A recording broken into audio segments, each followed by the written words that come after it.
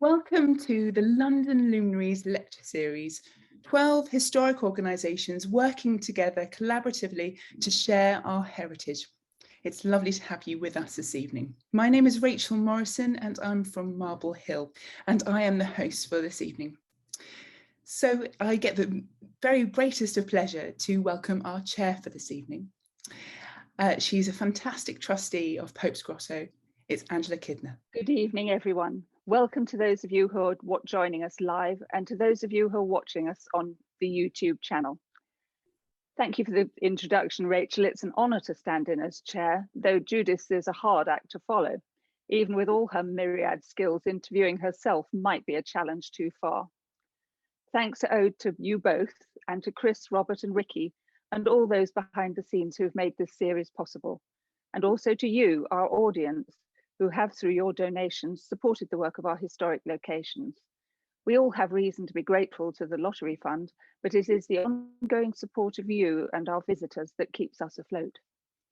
This lecture series builds on the success of previous series, Twickenham Luminaries and Thames Luminaries, recordings of which are all available on Marble Hill House's YouTube channel. For those of you who haven't visited one of our lectures before, why is it called the Luminaries?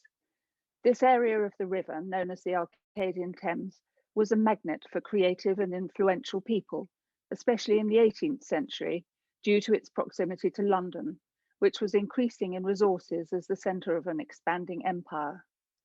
The river, between the palaces of Hampton Court and Richmond, attracted royalty, aristocrats, artists, writers, and wealthy property owners. The legacy of the Luminaries was a rich tapestry of connections of poets, painters, politicians and princes that made this area the place to be. We will be exploring these riches further in a talk about Twickenhamshire as part of the Richmond Literary Festival on the 11th of November. Do please see our website, London Luminaries, for more details of this and of any of our other talks. And so now it's my great pleasure to introduce our speaker, Judith Hawley. She is a professor of 18th century literature at Royal Holloway. Her talk today builds on her role as one of the trustees of Pope's Grotto Preservation Trust. My talk is about poetry, painting, and Alexander Pope. Alexander Pope, I hope you'll know as a really important 18th century writer, mostly of poetry. He was a very painterly poet and also much depicted by painters. He also numbered painters among his friends, including Sir Godfrey Nella and Charles Jervas. His villa in Twickenham was lavishly decorated with portraits, mostly of his friends who were all luminaries or very famous, glowing people. And he also painted pictures in words. Many of his most famous poems, including the Dunciad and the Rape of the Lock, are intensely visual. What I'm going to concentrate on in this talk is the connections between Pope and the two painters I mentioned, Kneller and Jarvis, and also look at one particular poem, an epistle to a lady, as a tour of a virtual picture gallery. Pope's villa, which you might well know, which no longer exists, but you might well know from images such as these, was built on the banks of the Thames at Twickenham. And it was largely built with the profits of his translations of Homer's Iliad, which brought in around £5,000, which in today's money is well over £500,000, so not bad for a poet. Both the villa and his association of Homer are part of his personae, and indeed part of his kind of iconography. The way in which he's depicted very often reflects this classical origin, this classical connection, and also his London position, close to London. Here he is in a portrait as quite a young man by Godfrey Nella, and you can see that he's pensive. He's resting his elbow actually on a copy of his Homer. His dress is important too as part of this depiction. Normally men in the 18th century wore wigs when they were being formal and when they're in public, but here he is in private in the privacy of his study. He's deep in thought, so he's wearing a loose robe and a beautiful silky cap. If I had to work from home in this garment, I would be blimmin' lucky. It also depicts him as a gentleman. So his work, his social status are all part of this iconography of the choice of clothes. And his eyes looking up as if for inspiration are much remarked on by numerous people who painted him and knew him, that he was very often deeply in thought, but also very often in pain. He suffered from various physical disabilities, including a curvature of the spine, which constricted the blood supply to his head and left him very often suffering from headache. So there's a sense that he's struggling, physically struggling to have his thoughts. The artist here is Sir Godfrey Nella, a German writer who came to Britain in the 17th century, and he was appointed as principal painter in the court of William and Mary in 1688, the year that Pope was born. He lived at Witton House, and in a house now known as Kneller Hall, though very little of the original building survives, and Kneller Hall has recently been acquired by our friends at Radnor House School.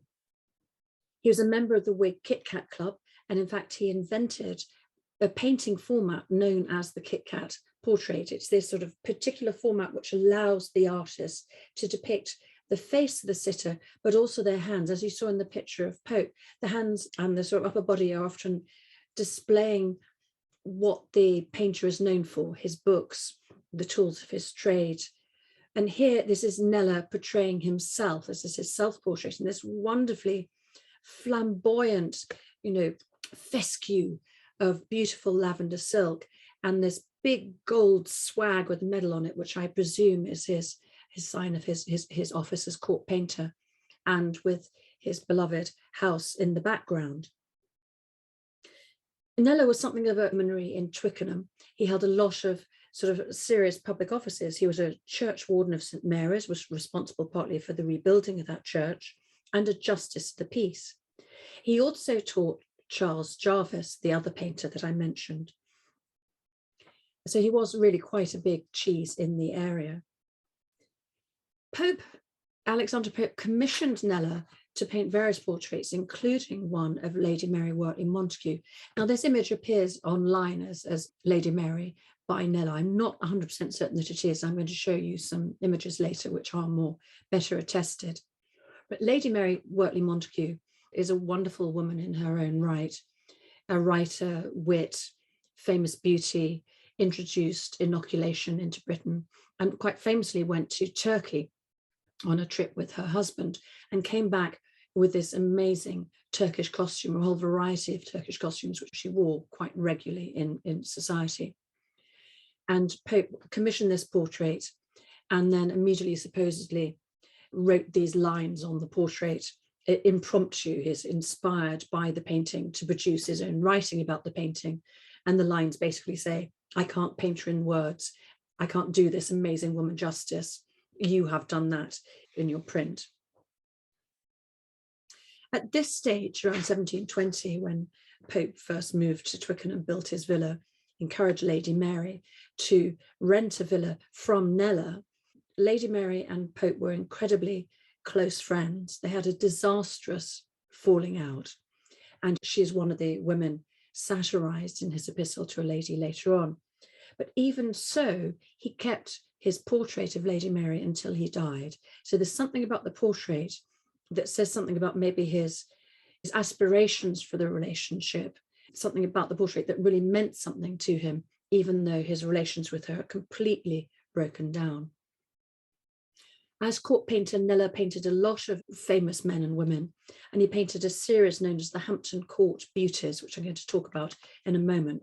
But first of all, I want to show you another image of Pope by his other great painter friend, Charles Jervas. So this is a portrait earlier than the Pope portrait that we saw by Kneller, by Jarvis, and he's in this wonderful flame-coloured chair, again with his hand on his head, supporting the weight of his thoughts, supporting the weight of his physically painful head perhaps, and deep in contemplation. There's a mysterious figure behind her. I can't quite tell. She seems to be fetching a book from the shelves behind her. Is she dusting the shelves, or is she a muse? I don't know. Is she a muse maid? It's hard to say. Jarvis was a big friend of Pope, and he also became court painter after Kneller. But he's probably overrated. his art really isn't much talked about nowadays. And I'm not surprised really that Kneller thought ill of his former pupil. And apparently, upon being told that Jarvis had married a wealthy widow, had set up a carriage with 4 horses, Kneller replied, "Ach, mein God, if his horses do not draw better than he does, he will never get to his journey's end." But he was a very talented artist and also talented at friendship. And even though he was associated with Pope, who was probably a Tory and a Catholic and became very much part of the opposition, Jarvis managed to stay in popularity with the regime of Robert Walpole. It's funny, the accommodation seems to be tied up with both these writers. So Kneller provided a house for Lady Mary. Charles Jervas, who had rooms overlooking St. James's Palace in Cleveland Court, was Pope's London home, and he regularly stayed with him when he was up in town. He spent about 6 months with Jarvis in 1713, apparently studying painting. None of his paintings survive, and Pope talks about himself being a very bad painter. The influence worked both ways. As well as Jarvis teaching Pope painting and about painting, Pope advised him on some of the literary works that Jarvis produced, including a translation of a treatise on the art of painting. Pope also asked Jarvis to paint a portrait of 2 of his favourite women, the sisters Martha and Teresa Blunt. They were part of the Catholic milieu that Pope moved in, and they're depicted here. On the left is Martha and on the right is Teresa. And Jarvis wrote a letter to Pope telling him that he just finished this painting, and he used rather literary terms.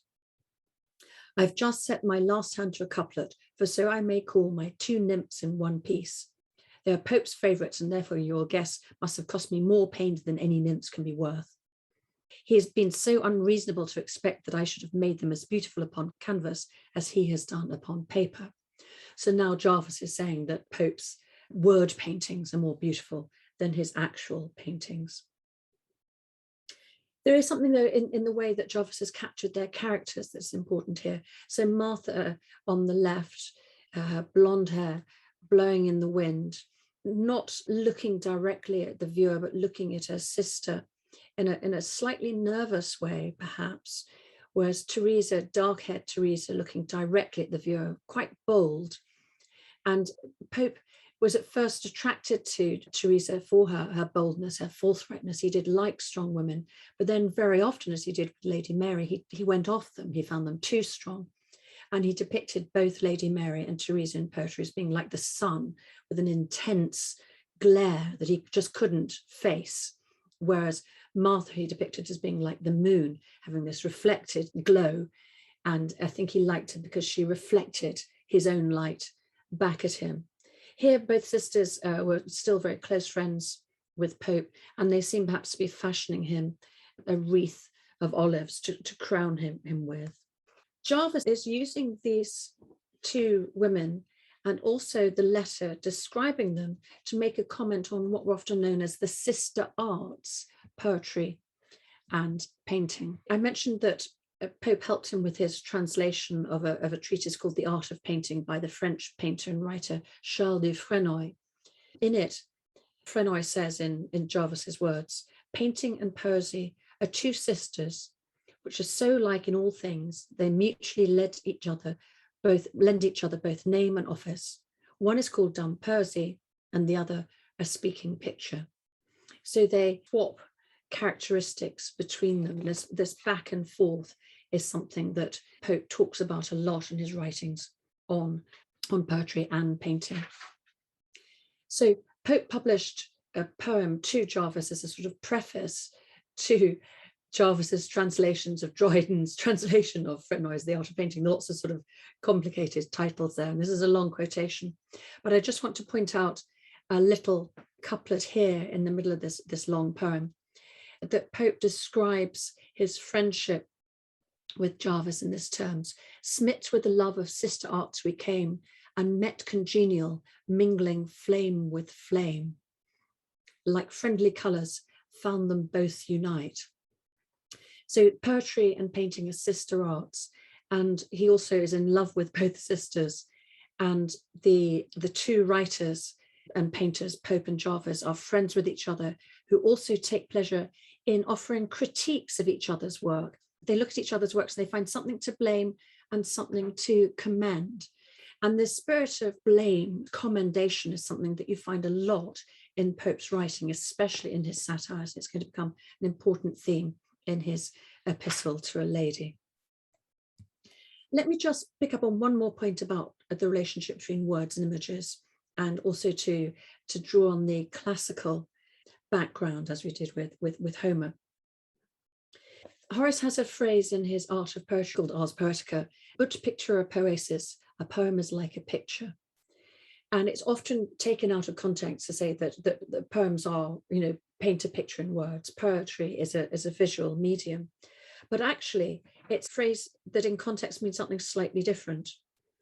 Horace actually declared, a poem is like a picture. One strikes your fancy more the nearer you stand, another the farther away. This courts the shade, that wishes to be seen in light. So he's not saying that poems are all visual, but that like pictures, some of them are better close up and some further away. Some are better when you read them in great detail, and others when you get the general gist. But this idea that poetry and painting are basically doing the same thing, giving a representation of the world, became something of an adage, if not a total cliche, in the 18th century. Another term, the summer Greek term, is also important here. The Epistle to a Lady is what we can call an ekphrasis, and that's a kind of poem which in itself constitutes a vivid description of a real or an imaginary work of art. So the poem is painting a picture of a painting.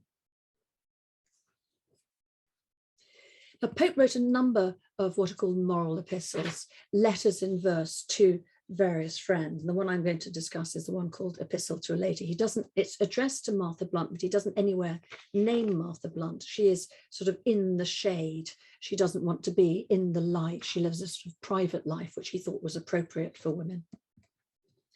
The poem begins with an argument, and an argument is kind of a prose summary of what the poem is going to be about. And I'll just pick out a few of the things. You'll see straight away the Pope is speaking very much in the idiom of his time.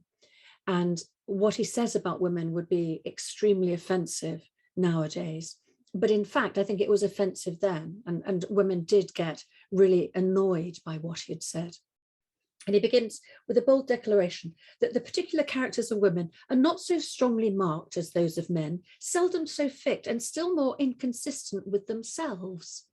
So women are kind of wobbly. They're not very strong, they're weak.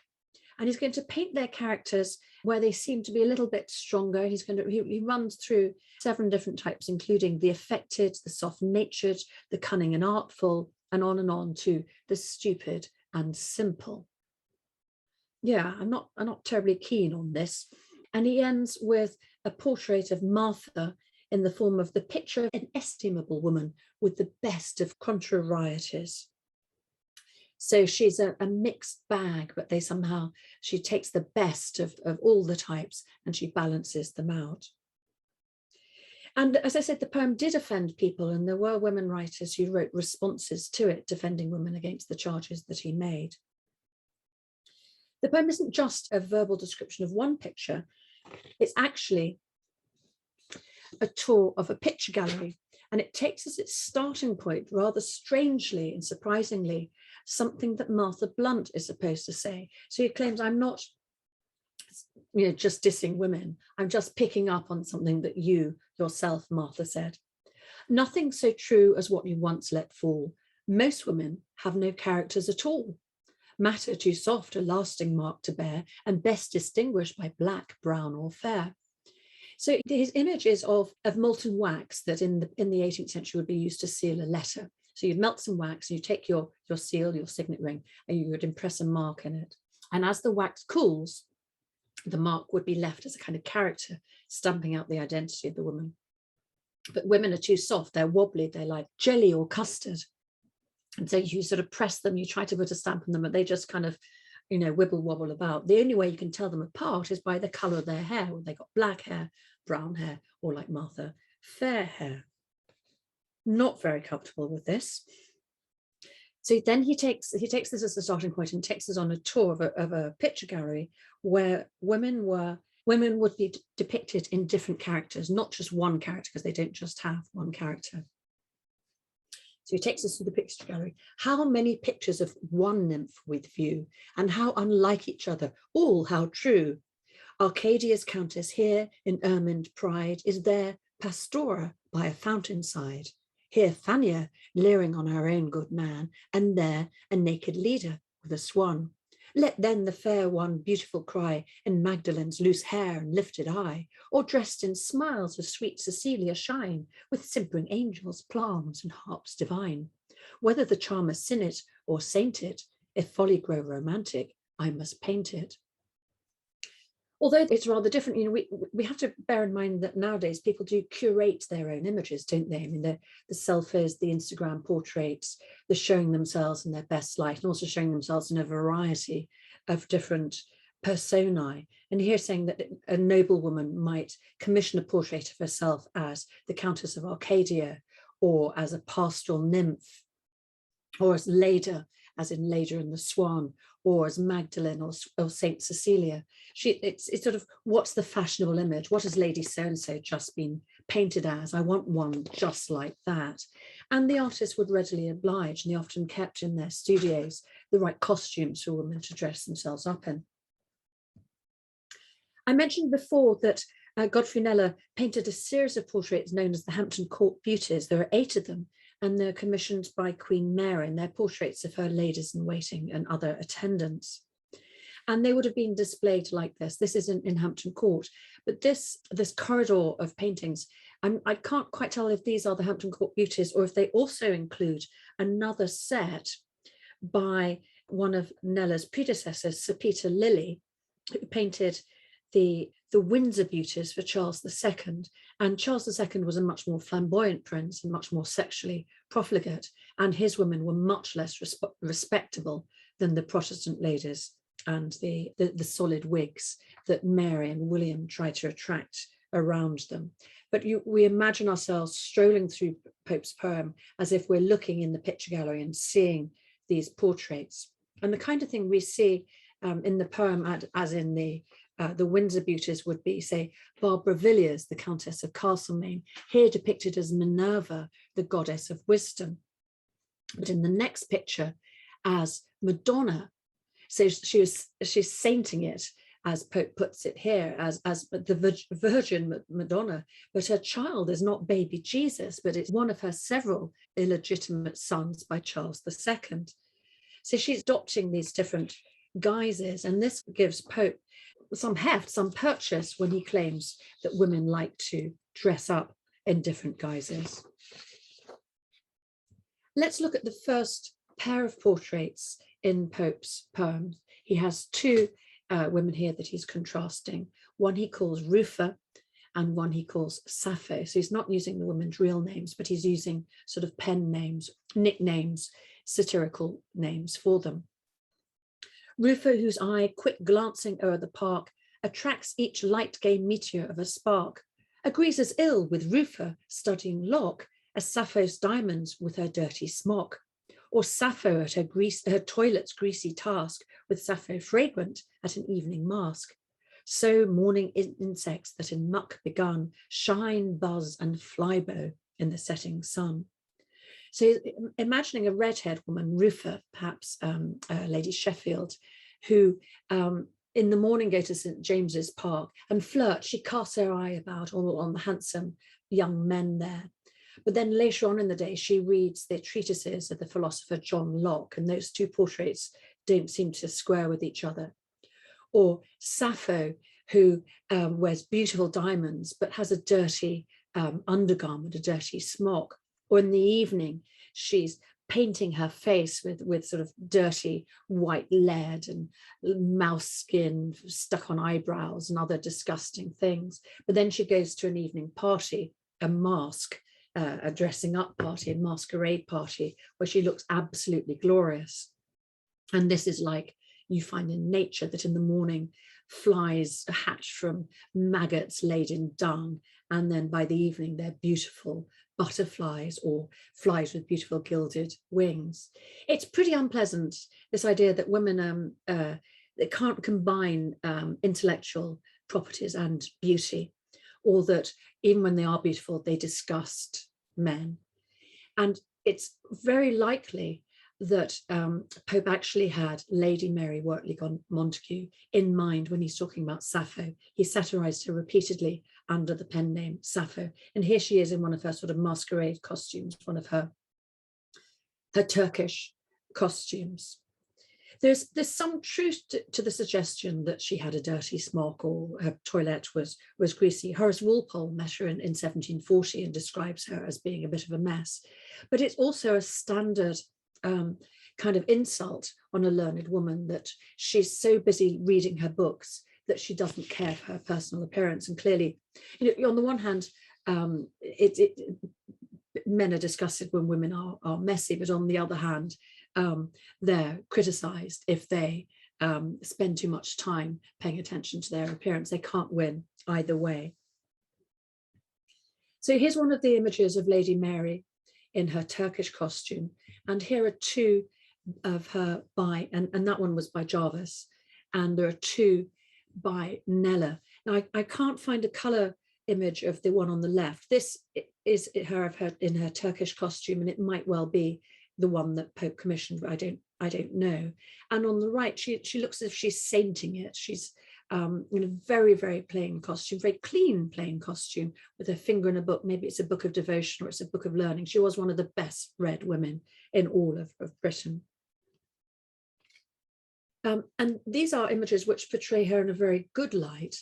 And I think most people saw her in this good light in her early years, but she came to be depicted as this kind of rather disgusting old woman led by her passions later on, which I think is quite unfair. And we can talk about this more in questions.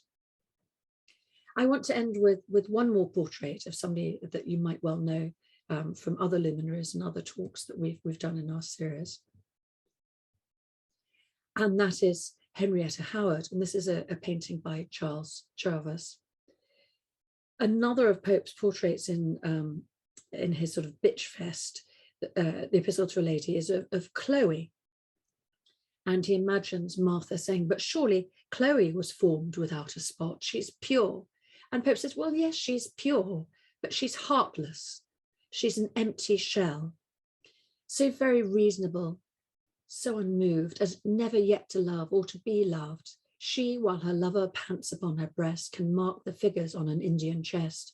And when she sees her friend in deep despair, observes how much a chintz exceeds mohair.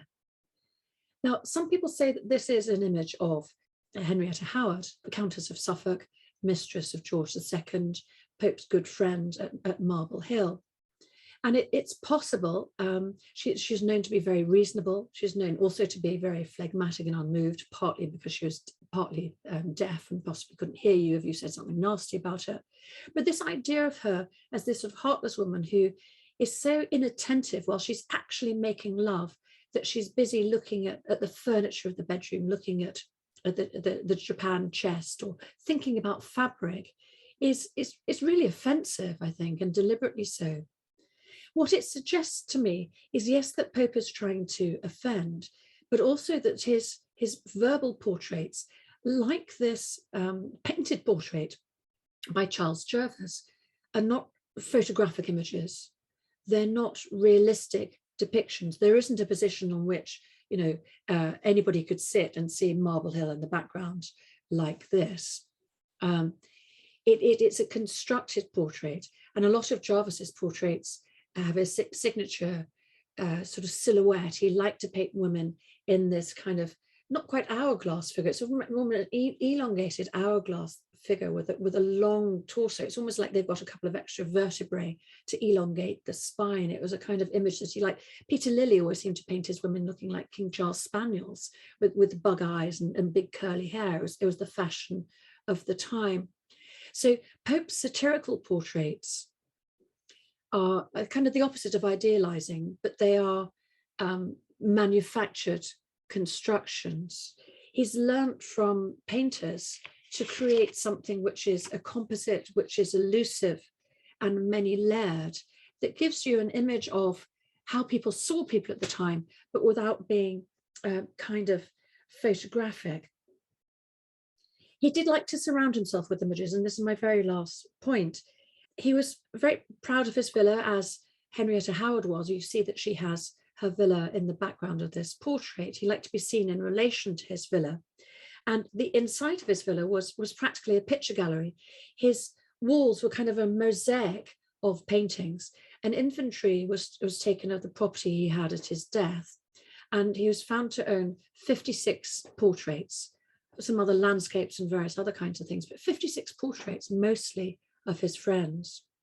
All of these portraits, along with the contents of the villa and the villa himself, he bequeathed on his death to his dear friend, Martha Patty Blunt. This is our last in the current series, Sad Face. But if you come back in January and February next year, we have a lovely collection of different houses, including Marble Hill House. If you would like to donate, we should have a thing set up saying text Pope to Pope's Grotto, and you'll give us shed loads of money. £5,000 would be nice. If you'd like to get more directly involved, we're always recruiting volunteers, and go to our website and you'll find out more information. Thank you very much.